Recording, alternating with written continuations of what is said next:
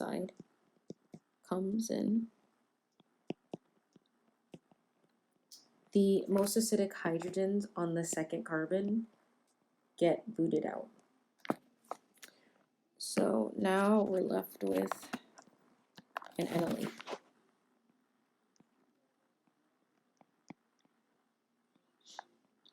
So now this carbon now has a negative charge because it just lost a proton.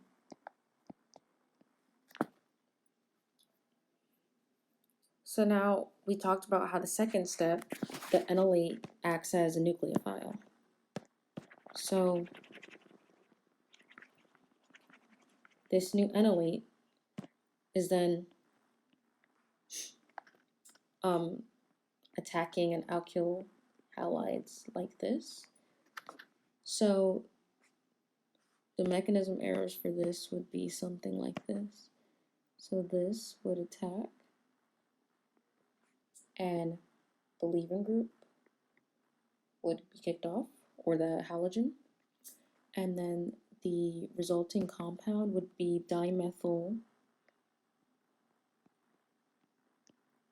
2-ethylmalonate.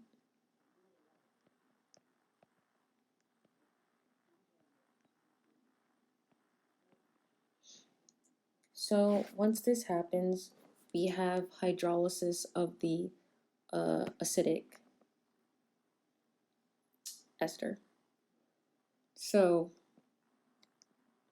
in the hydrolysis of the acidic ester, we add a compound such as an aqueous acid, like H3O+. With the addition of the aqueous acid, we end up with the methyl groups on the end, or the ester groups on the end, turning into OH groups to form carboxylic acids. So it looks something like these.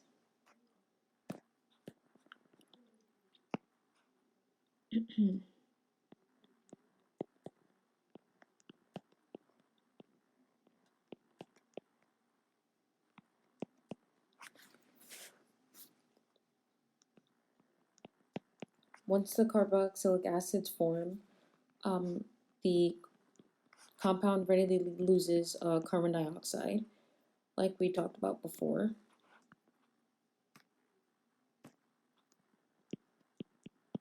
And the resulting compound is in this.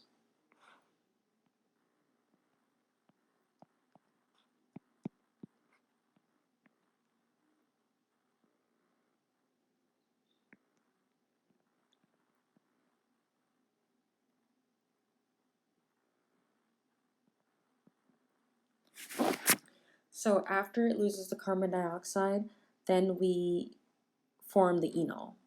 So the enol is formed like so. So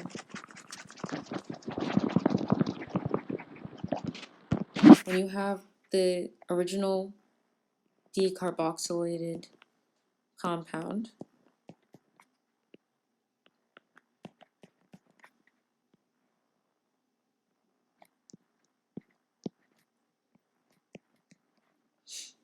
the enol is formed like so.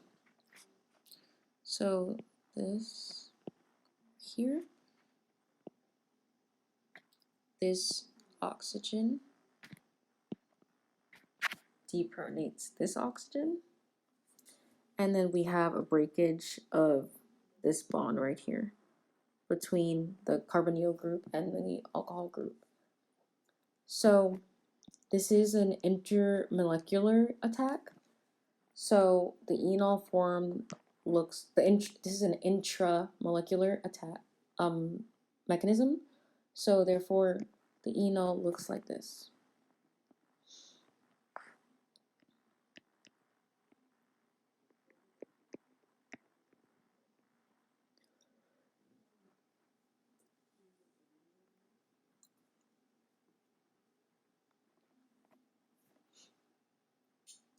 And another product of this would be a beta keto acid. So a beta keto acid is, for example, a structure like this.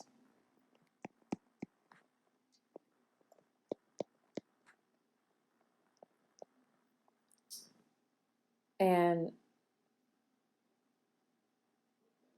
beta keto acid has a, so this would be the beta, and this would be the alpha. So now we're going to have a tautomerization of the above compound. So in tautomerization of the above compound, we're going to have something like this. So the enol is going to turn to a carboxylic acid, and it's going to look something like this.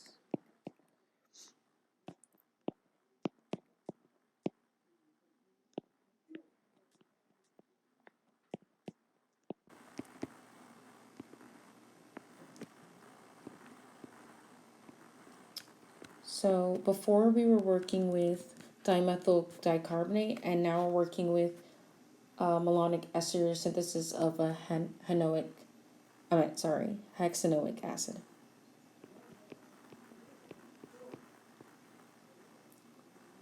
So the resulting compound will look like this.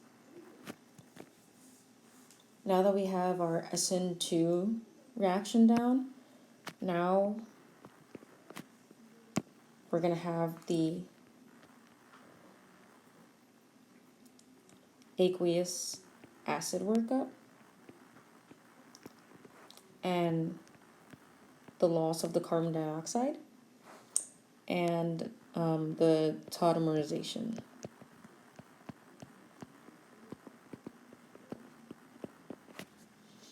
So when all of this happens, our resulting compound is this.